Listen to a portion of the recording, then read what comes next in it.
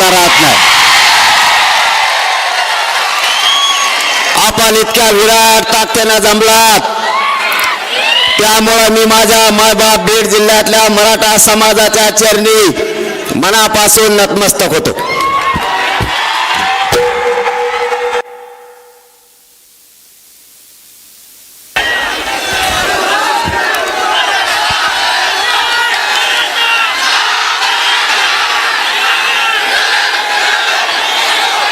माझ्या गोरगरीब मराठ्यांच्या लेकराला न्याय मिळाला पाहिजे म्हणून मिळेल त्या वाहनानं आलेल्या माझ्या सर्व बांधवांना मानाचा जय शिवराय. मिळेल त्या वाहनाने माझी माता माऊली आली.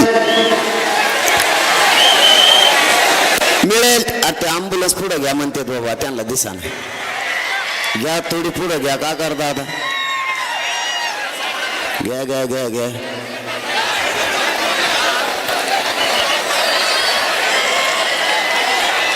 बीड जिल्ह्यातल्या कानाकोपऱ्यातून मराठा समाज स्वतःच्या लेकराला न्याय मिळावा म्हणून मिळेल त्या वाहनाला आलाय. इथं सकाळपासून उपाशी तापाशी मराठा समाज बसलाय. जिथं जिथं जागा मिळेल तिथं तिथं मराठा समाजाचं दिसतोय. मुंगीलाही मध्ये शिरता येणार नाही अशी अफाट मराठ्यांनी एकजूट दाखवली. माझ्या मराठा समाजाला शांतता काय असते हे पुन्हा एकदा सिद्ध केलं. माझ्या बीड जिल्हा जन्मभूमीतील मराठा समाज एकही घरी राहिला नाही, त्याबद्दल पुन्हा एकदा तुमच्या चरणी नतमस्तक होतो.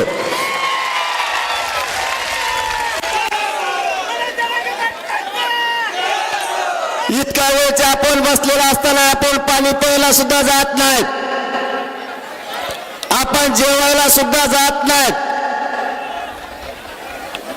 आणि खूप वेळ झाल्यामुळं बाहेर जाण्याऐवजी लोंढेचे लोंढे पुन्हा आत यायला लागलेत. हे बघा, पुन्हा मराठे यायलाच लागलेत.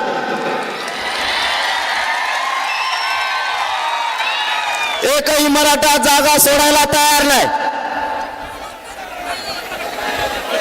मराठ्यांना हवंय आता त्याच्या लेकराचं आरक्षण, म्हणजे मराठा आरक्षणच.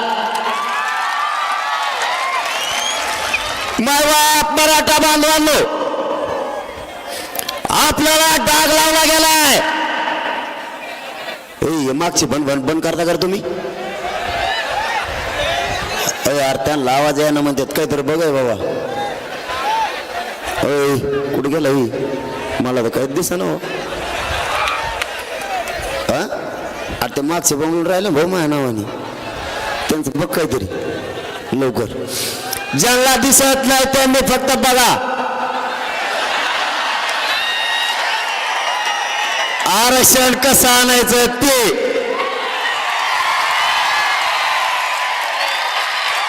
आणि मराठे कसे आरक्षण आणते तुम्ही नुसतं बघा म्हणा. आता ज्यांना आवाज येत नाही ना, ज्यांना तुम्हाला दिसत नाही नका दिसून देऊ. आवाज येत असेल ना, मग फजिती करायचं मागत का तुम्ही? आवाज कसं काय येणार त्यांना? नाही म्हणते ते, काय खोटं बोलते. एक आरक्षणचे आरक्षण नाही, खोटं कसं काय बोलते? जेवढा येतात तेवढा आहे का? मग काय करता आता? एखादी सांगा मी तुम्हाला. मायबाप मराठ्यांना आपल्याला अर्ध्या घंट्यात सगळा विषय मांडायचा आहे. कोणीही आपली जागा सोडू नका. आणि जागा सोडणारा बीड जिल्ह्यातला मराठा अजिबात नाही. आपल्याला डाग लावला गेला. शांततेने असणाऱ्या मराठा समाजाला डाग लावला. कोणी म्हणतं आमचे घर जाळले, कोणी म्हणतं आमचं हॉटेल जाळलं. आमच्यावर खोटा डाग लावलाय.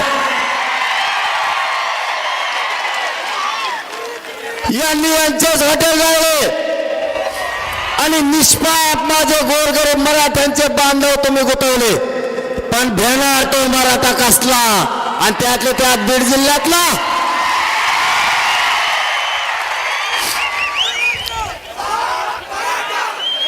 जर मराठ्यांना काही करायचं असतं तर सरकारला आज माझी विनंती आहे, यार खाली बसा रे बुळबुळ, तुम्हाला आरक्षण भेटलं काय गड्या? हा नोंदी निघालं काय? नका काय ना आवाज इकाड चालू येत होती, आम्ही सगळेजण मिळून सांगू तुम्हाला काय करायचे. आम्ही तुम्हाला काही इथं ठेवणार आहेत का काय?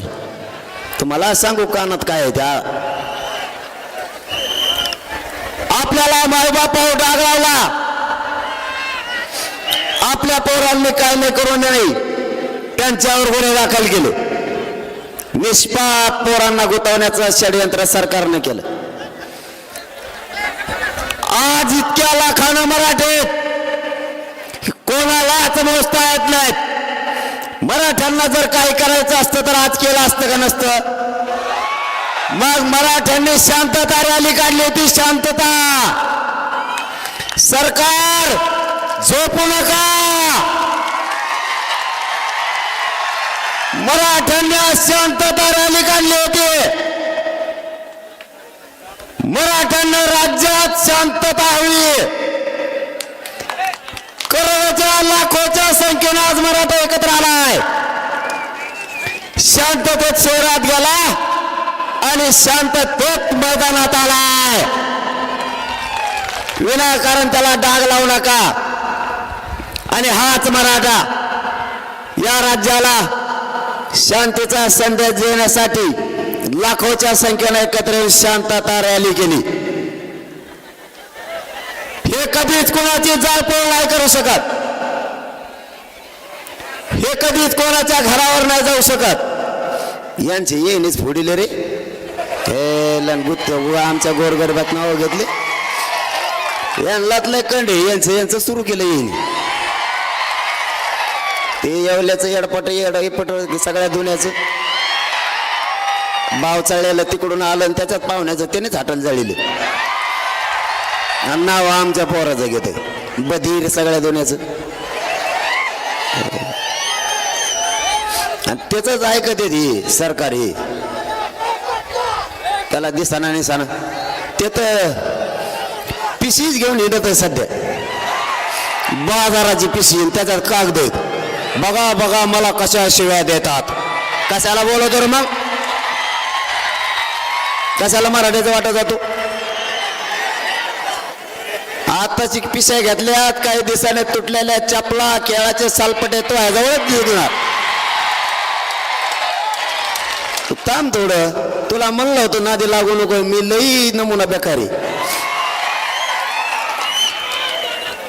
तुला आत्ताच खाल्लेला पचाना तर नंतर कसं व्हायचं हो? तू तुला आत्ताच पचा नाही. अरे त्याला समर्थ मी तुम्ही टेन्शन ना घेऊ. त्याला आत्ता उलटा पालता करतो. त्याची काय काळजी नको. आता कशा आवाजात बोलू तू? बारीक असा जस काय कळली कधी त्याला. जरंगे साहेब म्हणतोय आता. पहिल्यांदा नीट राहायला असतात नुसतं जमलं का? आळी वळवळ करते शेपटाची. दिसतंय बी कसलं काय नो रंगनाथ रंग बदलणारा रंगे. गप मारायचं. मला गिरीश महाजन साहेबांनी सांगितलं जरांगे पाटील तुम्ही बोलू नका. मी त्याला समज दिली. मी गप बसलो. म्हणलं जाऊन त्या टंकार झालेला आहे म्हाताऱ्याला काय हाल बोलायचं. मी 4 दिवस काही बोललो का? मग त्याला काल काय बडबड हळूच बारीक आवाजात बोलतो. द्या सगळं त्यांना, द्या सगळं. बंगले बांधा त्यांच्यापाशी. तिथंच राहा. तिथंच कायदा बारा. येडपट बुजगाव नको डल्लं. मग शाळा काढीत. त्याला अक्कल कसले मंत्री गेलं का नाही असलं कोणी? महाराष्ट्राला कन काय घेण्या देण्याचं हे डबडं. तू थांब एकदा आरक्षण मिळू दे मग तुला कचकात दाखवतो. तो लय दिवसाची फडफड चालली. माय बाप मराठ्यांनो फक्त एकदा आरक्षण मिळूस तर शांततेत आंदोलन करा. त्याच्यात किती तुम्ही एकदा बघायचं झाला बघूच आपण. आम्ही गप बसलो की काढा करतो. मला गप बसी देत, मी गप बसलो की ते सुरू करतो. त्याला दम मग मला चौथळीला मला नाही निघत दम. कारण मी खानदाने तुमच्या रक्तामासाचा ओरिजिनल मराठ्यांच्या अवलाद आहे. दम नसतो काढी. माझ्या मराठ्यांच्या आरक्षणाच्या विरोधात जर कोणी बोलला तर त्याला सुट्टी नाही. मग तो कोणी असू द्या. आम्हाला आमच्या हक्काचं आरक्षण पाहिजे. त्यासाठी हा संघर्ष सुरू आहे.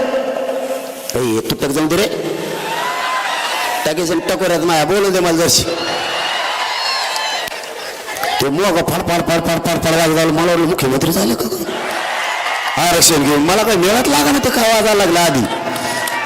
आणि ते काय घेतलं मोठं वाजलं. मी वर बघितलं म्हणलं हेलिकॉप्टर उतरत येते खाली शिडी लिहून आता.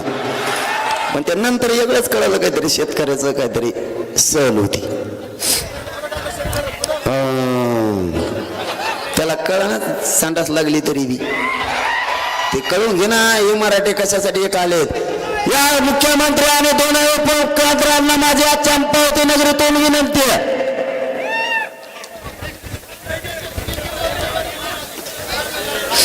सरकार बाजूला आवाज आहे ना त्यांना दिसून दे. अवघड आहेत भाऊ मागच्या माणसं.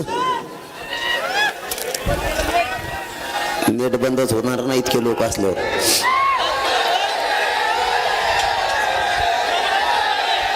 काय झालं हा?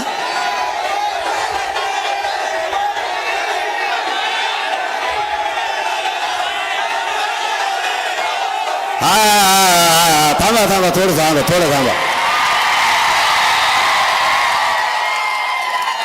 आणि मग मी कशाला आलोय.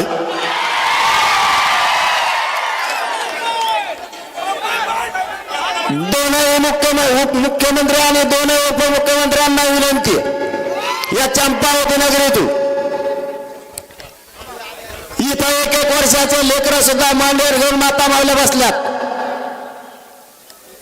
इथं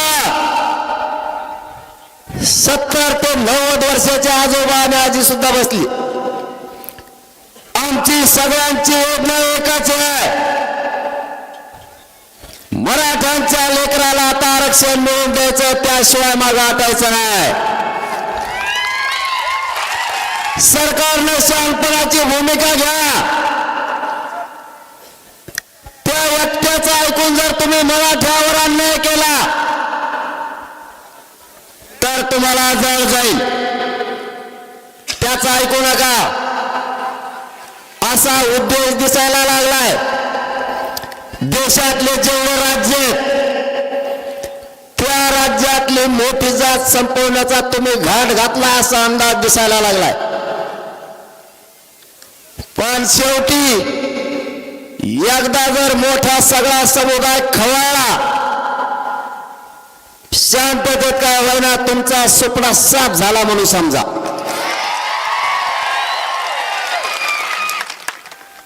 तुमचा राजकीय सगळ्या अस्तित्वाचा सुपडा साफ होईल.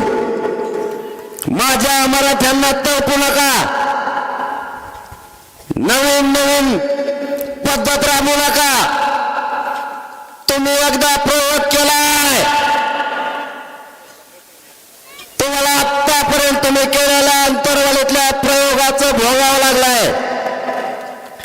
आता सावध व्हा. कोपऱ्यातल्या करोडोच्या संख्येनं मराठा समाज एकत्र आलाय आणि हलायला सुद्धा तयार नाही. तुम्ही सामंजस्यानं ठरल्याप्रमाणे मराठा समाजाला आरक्षण द्या. त्याचं ऐकून जर तुम्ही मराठ्यावर अन्याय केला तर आता पुढचं होणारं आंदोलन तुम्हाला 100% जड जाणार. कारण ही फक्त एकटा बीड जिल्हा आहे. आणखी सगळा महाराष्ट्र भरायचा आहे. जिल्ह्याला जिल्हे आणि घराला घराबाहेर पडणार आहेत. मी सगळ्याला पाणी पाहिजे तर मला पाण्याची काय गरज आहे. मी लय निवारणा म्हणून आहे. आणि भाषण उसरं पेत नसतो, भाषण झाल्यावर 1.5 घंटा पेत नाही, पण त्याला पाणीच पाहिजे, त्याचा खोटाच उपटेला. दुसरा ठोकला, कारण तुमचाच मुर्ग आहे, मी काय लोकच थोडाच आहे. मला परिवारच मानत नाही. लोकांचं उलट आहे, लोक म्हणजे आधी कुटुंब मग बाकीचं. आपलं तसं नाही, आपला उलटा खेळ आहे, आधी समाज आणि मग कुटुंब. हा मराठा समाज माझा मायबाप आहे, या समाजालाच मी मायबाप मानलं. आणि ज्या समाजाला मायबाप मानलं त्यांच्याशी माझं लेकराचं आणि माय माऊलीचं नातं झालं, आम्ही माय लेकरं झालो. मग या समाजाची गद्दारी करायला हे आंदोलन उभा केलेलं नाही. यांचा सगळ्यात मोठा प्रॉब्लेम एकच आहे. ऐ बापा दे ठेवून मोबाईल, बाबा आला का तुला पण मुंबईन फोन, दिट्टे खालटे कुशी मग होकायला लागला, मग इकडं मग इसरून जात असतो. कुठं राहिलं तर सांग बरं.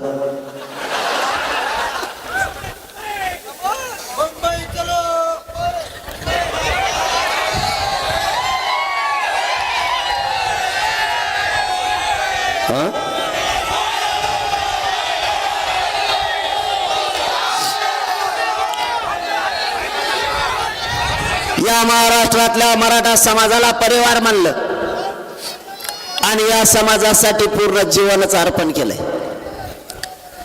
ही तर एक त्या बीड जिल्ह्याची ताकद आहे. तरी अर्धे आम्ही घरी ठेवले, तिथले काम सांभाळायला पुरे जर आले ना, आम्हाला 7-8 चेक करावं लागत. महाराष्ट्रातल्या कानाकोपऱ्यातून मराठा समाज आंदोलनात सहभागी झालाय. माय बापा तुम्हाला शब्द देतोय, तुमची एकजुटीची ताकद मी जिवंत आहे तोपर्यंत वायाला नाही जाऊन जाणार. यांचा प्रॉब्लेमच ते, मी यांना मॅनेज होत नाही. सगळ्यात मोठा प्रॉब्लेम असेल तर ते, कारण काय झालंय, मन पैशात जमत नाही, पदाचं मोह जमत नाही, आणि इंग्लिशचं मोह तर कदर झालाय पुरा, जमतच नाही. आयला ते म्हणतात मग हे जमत नाही म्हणलं तर मग आरक्षणच द्यावं लागत. काय चुकीचं करतोय मी काय चुकीचं केलं? मी खाऊन जगण्यासाठी नाही आलो, खाऊन जगण्यासाठी तर कोणी पण येतं. या समाजाच्या मराठ्यांच्या लेकराच्या चेहऱ्यावर आरक्षण देऊन आनंदाने हसू बघायचं आहे, एवढं स्वप्न आहे आपलं.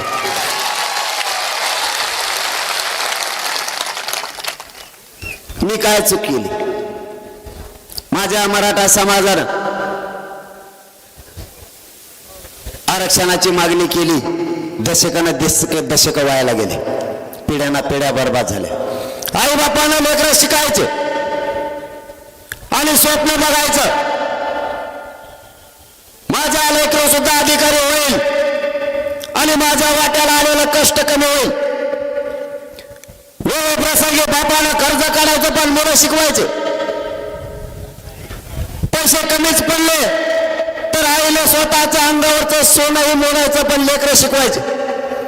तिचं स्वप्न होतं माझं लेकरं मोठं होईल, आणि हे लेकरं मोठं झाल्याच्या नंतर माझ्या वाट्याला आलेले काबड कष्ट कमी होते. पण आरक्षणाने घात केला आणि 1% हुकलेलं लेकरं घरापर्यंत रडत यायला लागलं.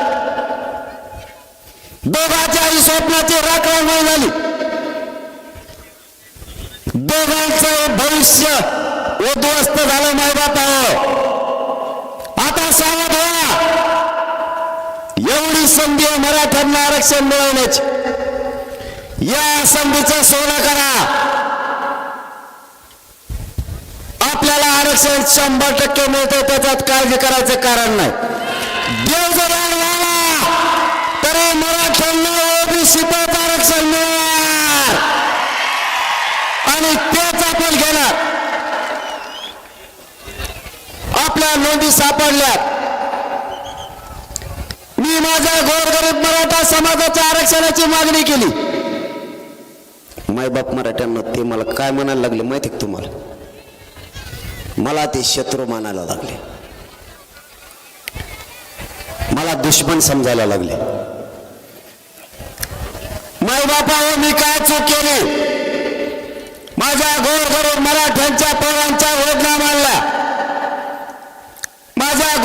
समाजाच्या आरक्षणामुळे होणारे त्रास मांडला. पोरांची आत्महत्या व्हायला लागल्यात.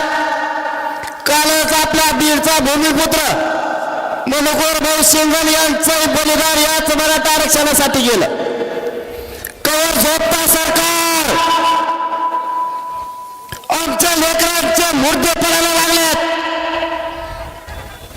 बीड जिल्ह्याच्या बलिदानासह या राज्यातलं एकही बलिदान मायबापा एकही वायाला जाऊ द्यायचं नाही. सरकार साथ घेत आहे. सरकार मराठ्यांचा अपमान करत आहे. सरकार मराठा समाजाची फसवणूक करत आहे. मराठ्यांच्या जेव्हा सत्तेच्या गाद्या मिळवायच्या आणि गादी मिळाल्यावर त्याचा लाभ या छगन भुजबळासारख्या द्यायचा.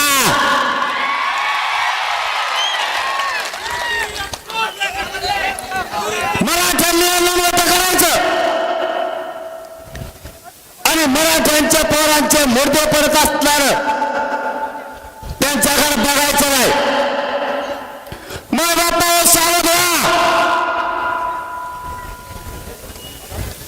आपल्या लेकराचे बळी आता नाही जाऊ द्यायचे. सरकार गांभीर्याने घेत नाही. सरकारला वटली आणण्याची ताकद या मराठ्याच्या याला वटली आणल्याशिवाय आता सुट्टी नाही द्यायची. काही झालं तरी हरकत नाही. त्यांना मला काय शत्रू मानायचं मानून द्या. एवढं मोठे माग असलो तुम्ही कोणालाच भिजू नाही बा. मी असाच त्यांना गिनीत नाही मोजित नाही. आणि आता तुम्ही महाराष्ट्रातले इतके लोक म्हणलं बा बा बा बा आता का खरं नाही राहिलं. मी तो इसरूनच गेलो बा काय काय बोलायचं ते. मग नजरच पुराणा इतके लोक आहेत. बीड जिल्ह्याने पुन्हा एकदा दाखवून दिलं मराठ्यांच्या नादाला लागला की संपला.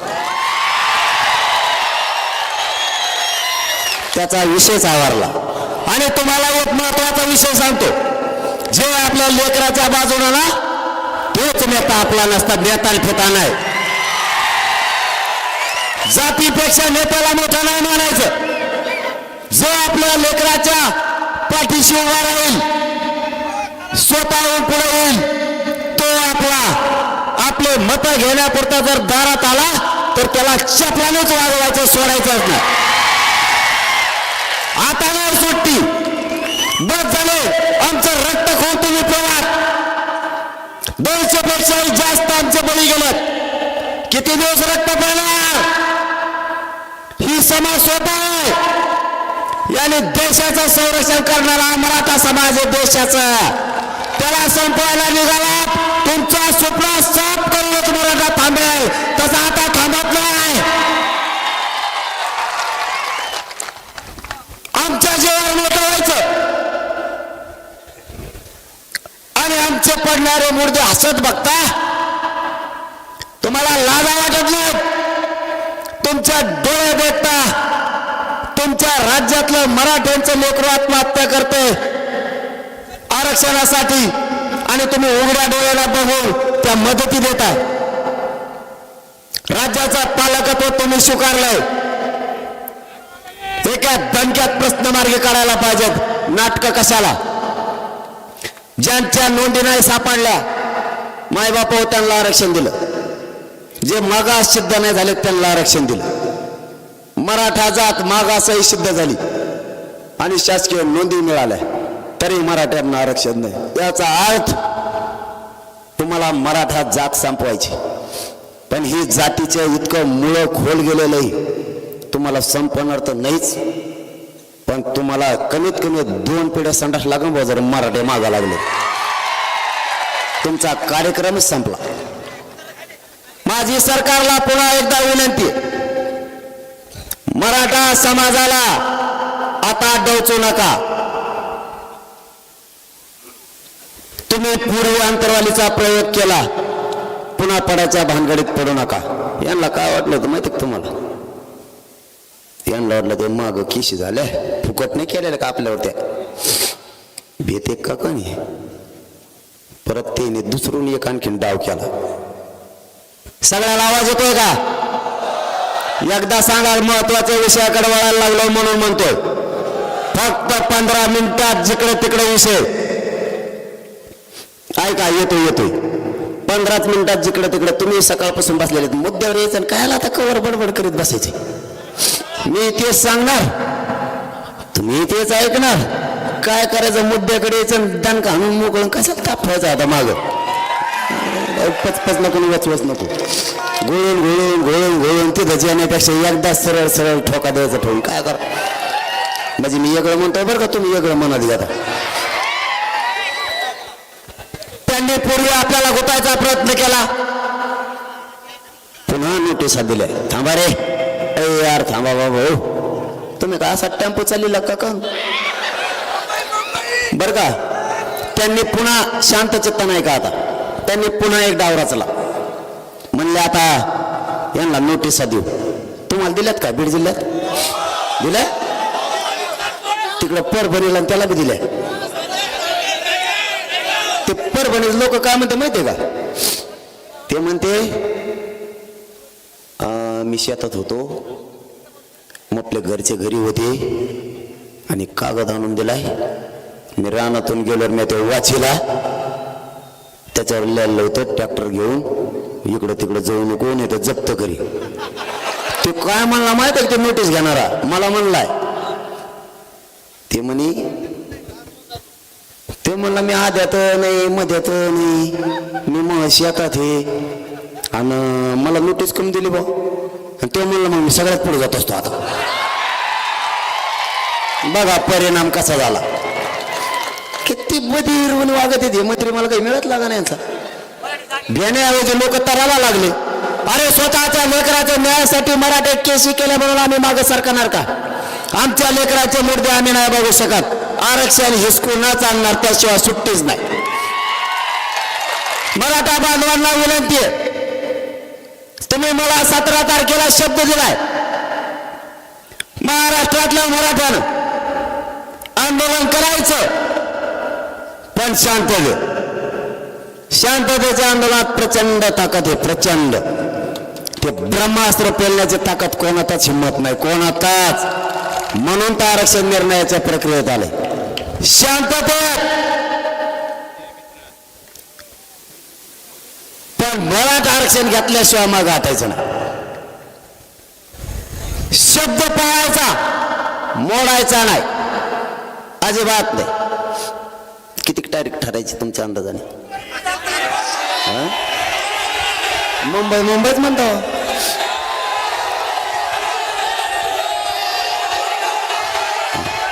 नाही असं नाही मग नाही याला काय अर्थ आहे मग?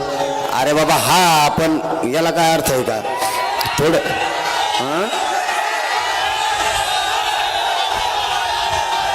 हा ना ते आहे खरं.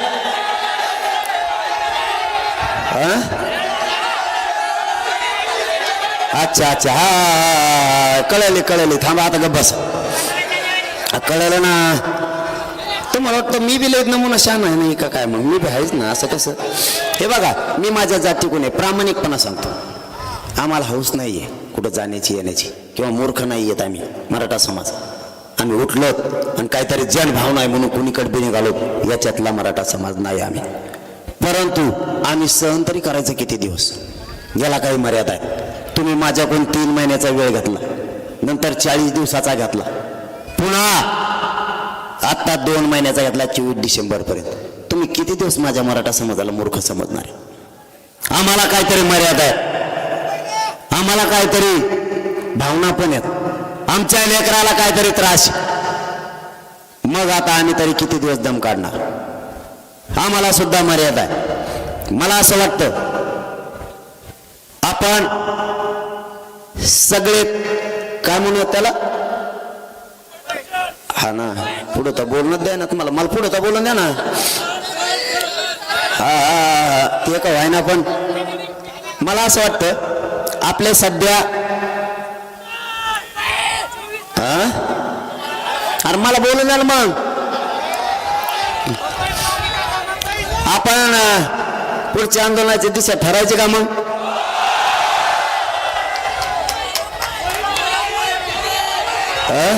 हा दिशा ठरवायची का? तारीख पण ठरवायची का? तारीख आणि दिशा ठरवायची का? पुन्हा एकदा विचारतोय. माय बापाला विचारल्याशिवाय मी काही करत नाही. मग मला असं वाटतं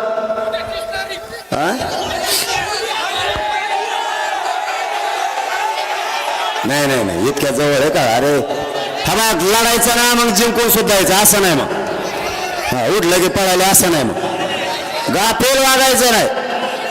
गाफील आणि घात होतो समाजाचा आणि स्वतःच्या आत्मविश्वासाचा सुद्धा. अजिबात असलं नाही वागायचं. मग मी तुमचंच पोरग आहे. फक्त डाव टाकले म्हणून इथपर्यंत यशस्वी झालंय. फक्त डाव टाकले. ताकद नाही माझ्या अंगात. फक्त बुद्धी वापरली आणि त्याला जोड तुमच्या शक्तीची आहे म्हणून यशस्वी झालंय. गडबड गोंधळात माणूस फसतो. माग पुढं बघून चालायचं. काटा आहे का? चिखल आहे का? पाय टाकायचा का? फसत नाही. आणि जेव्हा माणूस फसत नाही तेव्हा जिंदगीत कधीच अपयशी होत नाही. कधीच. तयारीला लागा. तयारीला लागा. तुम्ही 15 म्हणलात पण 15 नाही. त्याचं कारण बी सांगतो. आपलं सगळं खरं असतं. कारण असं 18 त्यांनी काय डाव टाकला माहिती का तुम्हाला? थांबा ना. त्यांनी काय डाव टाकला माहिती का तुम्हाला? तुम्हाला माहित नसला तर ऐका काय डाव टाकला. त्यांनी आपल्याला नोटिसा दिल्या आणि त्या मुंबईला 144 लागू केला. किती तारखेपर्यंत? 18 पर्यंत.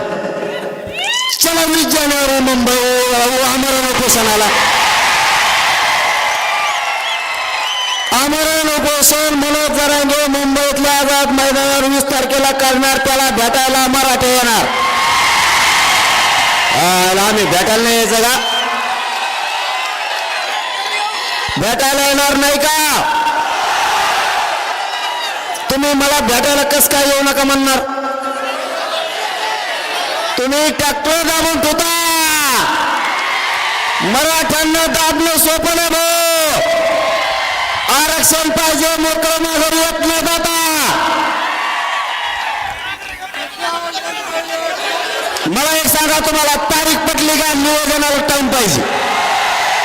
सगळ्यांनी मनापासून शेवटपर्यंत हातवर करा नाही तर बदलायला. शेवटच्या टोकापर्यंत. शेवटच्या टोकापर्यंत 20 जानेवारी रोडवर बसलेले हवेवरचे सगळ्यांना तारीख 20 जानेवारी सगळ्यांना मानले आहे का? फक्त शांततेत जायचं. शांततेत यायचं. आरक्षण घेऊन शांततेत करणार का? हातावर करून मला शब्द द्या मुलाला. मी तुमच्या जीवावर करतोय. मला फसवायचं नाही. मी तुम्हाला कधी फसवत नाही. पुन्हा एकदा हातवर करून सांगा. सगळ्यांनी रोड सहित शांततेत करणार ना? आणि बसा खाली. आता पुढचं निवेदन सांगतो ना मी. कसंच आरक्षण देत नाही बघू. हा बघा आता शांतपणे ऐका. आपण आपल्या पिकाला पाणी देऊन घ्या. पटापट कापस वेचून घ्या. घरची व्यवस्था चांगली करा. कारण एवढे 15 दिवस पाहिजेत काम करायला. आपण शेतकऱ्याच्या पोरात नीट ऐका. शेतकऱ्याच्या पोरात आणखीन एक घोषणा करायची राहिली तेवढी ऐका. अंतरवालीहून पायी मुंबईला हा मराठ्यांचा जनसागर जाणार. मध्ये मध्ये बाकीचे जैन होत चला. हा पायी जनसागर उसळणार आहे. जसा आता बीडचा बघितला मी तिथून पुढे बदललं बरं का? हा आधी नव्हतो. अरे सगळं जामच. आणि मग पोपत जायचं डांबराने चट्टीत थोड. थेट मुंबई त्या आझाद मैदान शिवाजी पार्कला आम्ही आमरण उपोषणाला बसणार. मराठे भेटायला येणार कसं काय तुम्ही येऊन देणार नाही? मग त्यांना जे जे बघायचं ते बघतील. महत्वाचा विषय आणखीन एक सांगतो, आजूबाजूला लक्ष ठेवा.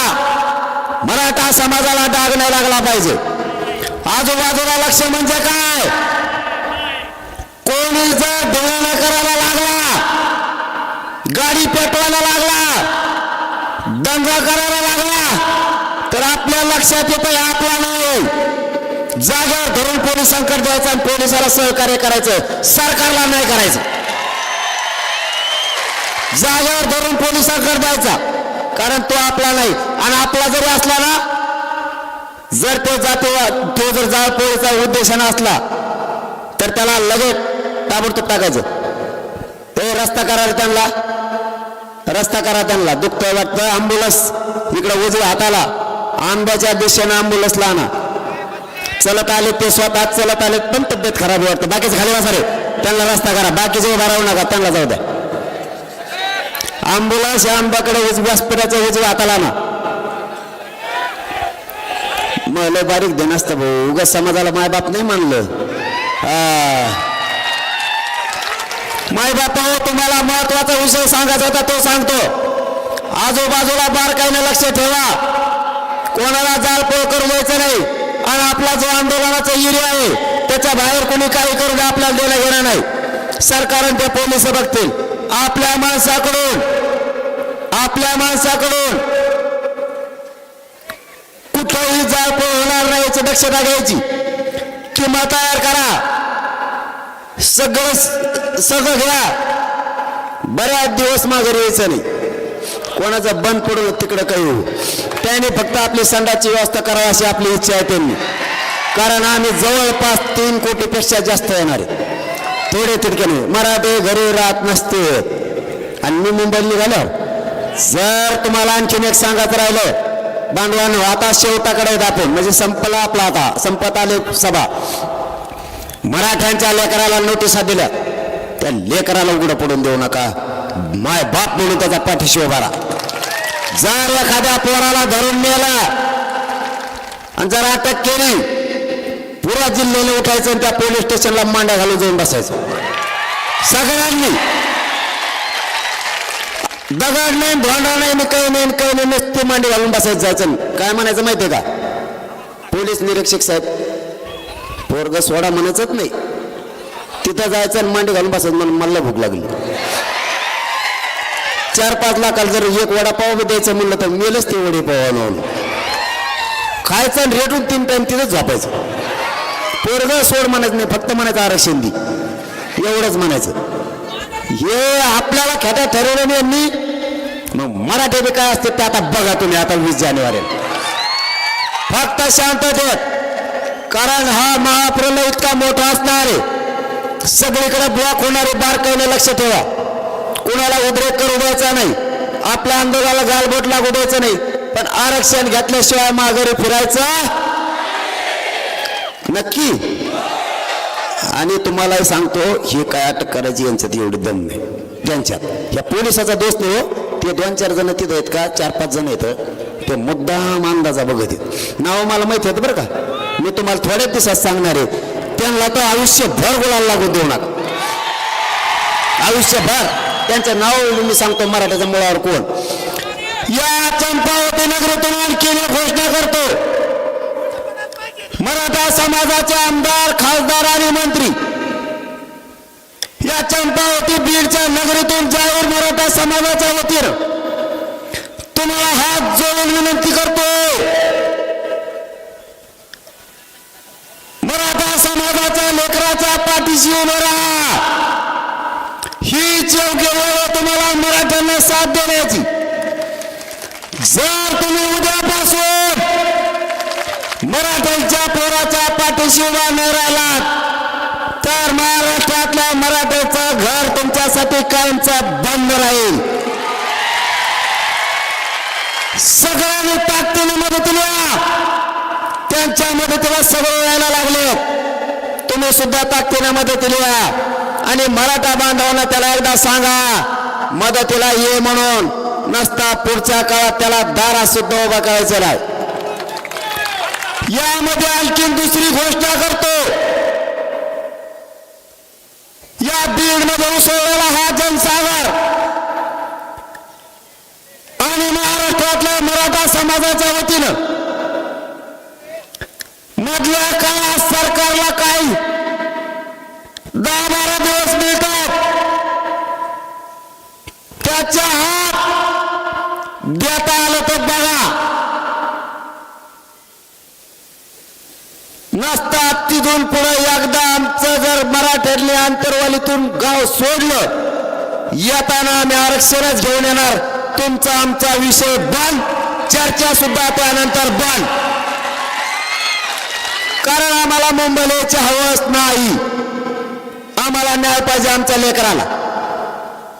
जर तुम्ही त्याच्या हात आता नाही दिलं तर इतक्या खुट्या मारणार मराठी की तुम्हाला आयुष्यभर खुट्या उपटणार नाहीत. आम्ही तर सगळे उपटून फेकले जात.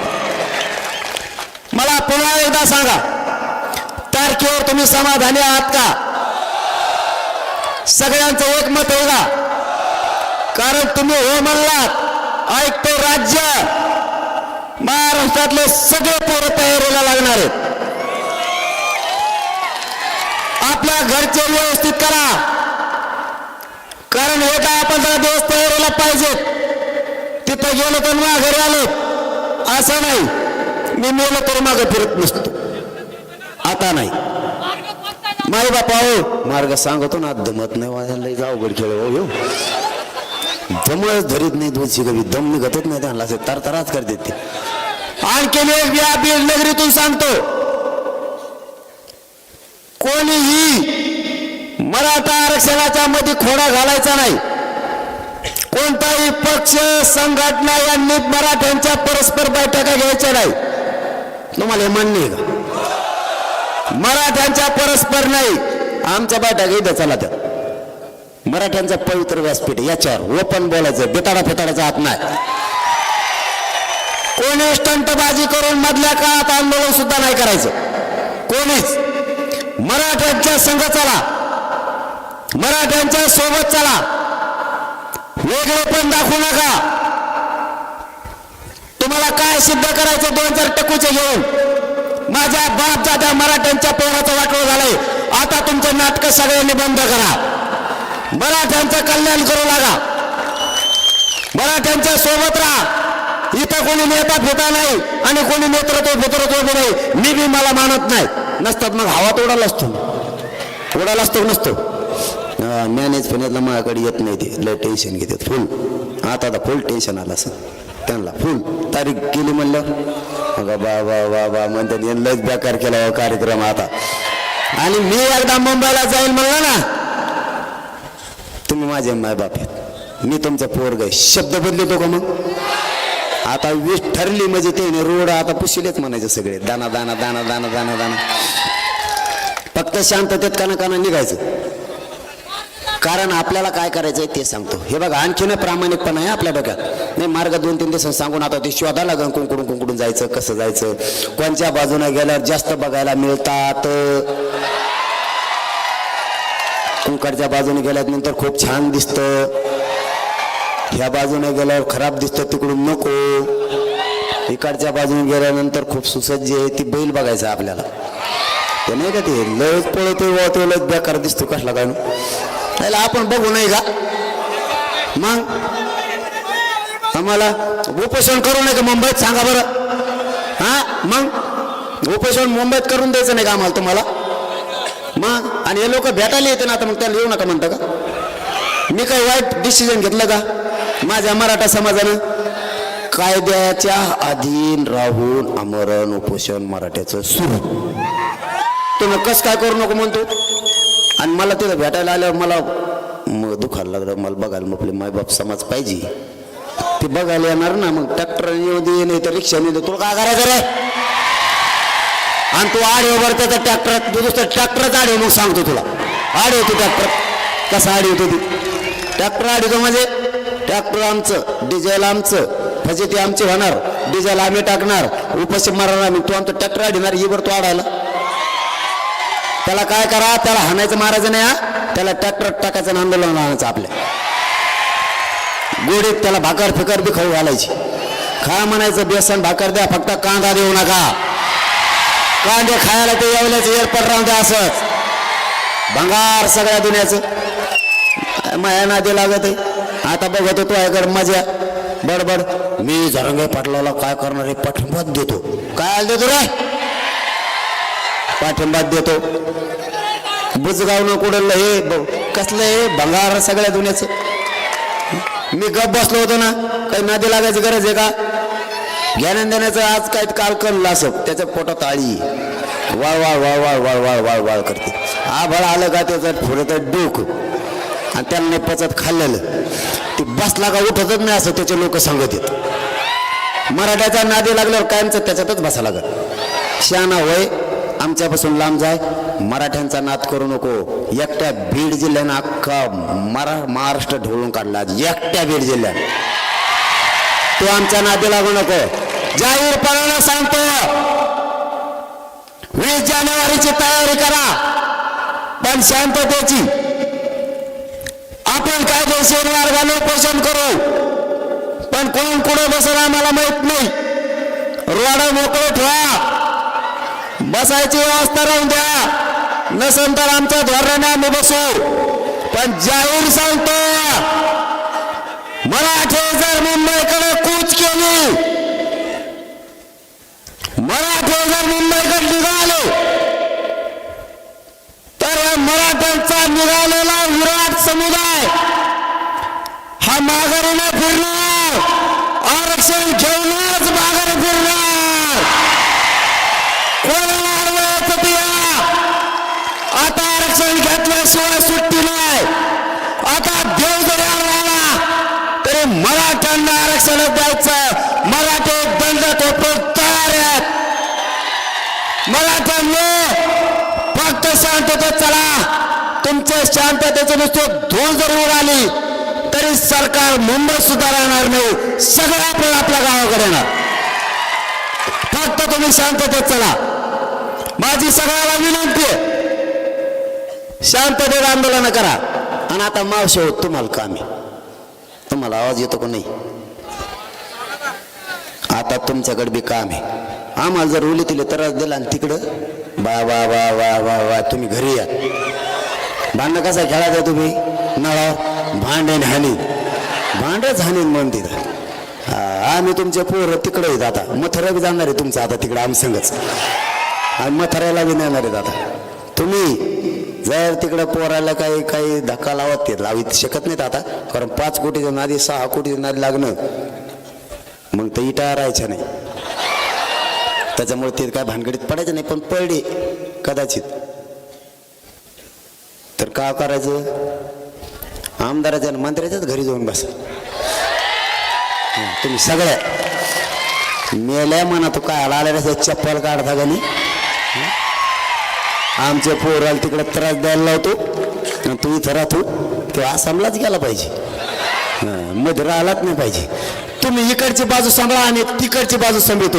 लढाईत जिंकायचं यावेळेस. आता कस काय पोराचं वाटोळ करतात बघूच. आता यांच्याकडे किती बळ एकदा मराठ्याला बघायचं, आता काढून द्यायला बाहेर. यांनी लय लपून ठेवलेले, कुठे कुठे काय काय ठेवलेलं ना. यांना यांची शक्ती मराठीच आता बाहेर काढणार. दाखवाच म्हणा तुम्ही. आता नसता सरकारनं गुपचूप शांततेत आमच्या सोबत राहायचं आजच्या सारखं. मला एक प्रामाणिकपणानं सांगा, आज बीड जिल्ह्यात किमान 12-13 लाखापेक्षा जास्त लोक आले असतील. एका तरी पोलिसाला त्रास झाला का? मग तुम्ही मराठ्याला डाकच काला होता. पोलिस निवांत बसून होते, मी बघितलं. काही येड्या बाबळे खाली होते, काही लिंबा खाली होते, निवांत बसून होते. काही त्रास झाला का? मुंबईला जर पोरं निघाले मागणीसाठी यायले, त्रास देऊ नका, शांत राहा. संघ चला, वाटल्यास भाकरी आम्ही देतो, आम्ही रेटून घेणार ते आभारी संघ. ट्रॅक्टर नेऊ नका म्हणजे मग भाकरी काय नाही तुम्हाला. तो आज घरी जेव म्हणून ना, ट्रॅक्टर नेऊ नका, त्याच्यात तिथे जाऊन द्या आपला मोर्चा मुंबईत घाल म्हणा खाऊ आम्हाला. आता चाल मी तर उपाशीच आहे, मी तर उपोषणच करणार आहे, कारण त्याच्याशिवाय ठेपायला नाही जे गनिमी काव करायला आपल्या संघ आपल्याला काय तर गनिमी काव करावं लागू का नाही हा? तरी आतलं काही सांगितलं नाही मी त्यांना, आणखी मी आतलं सांगत नसतो. तुम्ही आम्हाला सांगितलं का 70 वर्ष फसले की नाही तुम्ही आम्हाला गोड बोलू. आता मग आम्ही गदली सुतळीक वाटलो का मराठी तुम्हाला. जर मराठ्याच्या पोराला नोटीस दिली तर काय होतंय, जर बाप म्हणला ना पोराला तू आज लग्नाला जाऊ नको शेतात जाय, हे काय करतं बैल घेतो शेतात जातो उसा लग्नाला जातो. काय ते म्हणतो आमचा नाम्या तिकडे दिसत नव्हता, कसं काय लग्नात आला. नाम्याने बैल बांधले तिकडे गेला लग्नाला आणि तुम्ही आम्हाला नोटीस देतात. मराठ्यांना अडवणं एवढं सोपं आहे का, तुम्हाला माहित बी नाही आग्यामुळे कोणकडे घुसले कोणकडून बाहेर निघालं. तुम्हाला फक्त एकच विनंती आहे, 20 जानेवारी पासून आरक्षणाची तयारी करायची, आपल्याला निघायचंय शांततेत. मी तिथं आमरण उपोषण करतो, माझा मराठा समाज मला भेटायला येणार आहे. तुम्ही मुंबईत येऊ म्हणू शकत नाहीत, आम्हाला आमचा मोडीत काढू शकत नाहीत तुम्ही काय. आणि सरकारला दुसरी एक विनंती, आरक्षण द्या, महाराष्ट्रातले सगळे गुन्हे माघारी घ्या. जेवढे पोरं तरसालेत आमचे सारथीचे ते 5,000 आहेत ते पुढे मध्ये घ्या. सारथीला वाढू बजेट द्या, महामंडळाला द्या, सगळे हॉस्टेल पुन्हा सुरू करा, हे सगळं सुरू करा काचा तरच तुमचं आमचं जमत आहे. दरवर्षी तुम्ही आम्हाला म्हणता हॉस्टेल सुरू करतो, दरवर्षी पागल समजतो का रे हा. आता खेटायचं कोणाला. आता बघच तू काय होतोय ते येडपटाला म्हणा नीट राहा, आता मध्ये बोलू नको, गप झोप. जर का आड वाटेल आला येडवण करायचं नाही. मला असं वाटतं आपण योग्य निर्णय घेतलाय, शांततेचा घेतलाय, कायदेशीर मार्गाचा घेतलाय.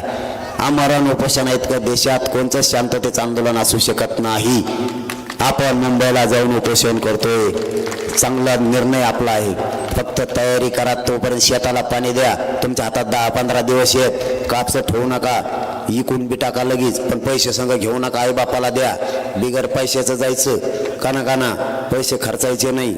एक कोणाला सोनं काही असलं तर घेऊ नका, मोबाईल संग घ्या, फक्त फोन फक्त नीट लावा, नाही तर मग काही वेगळेच लावतात. नीट राहा.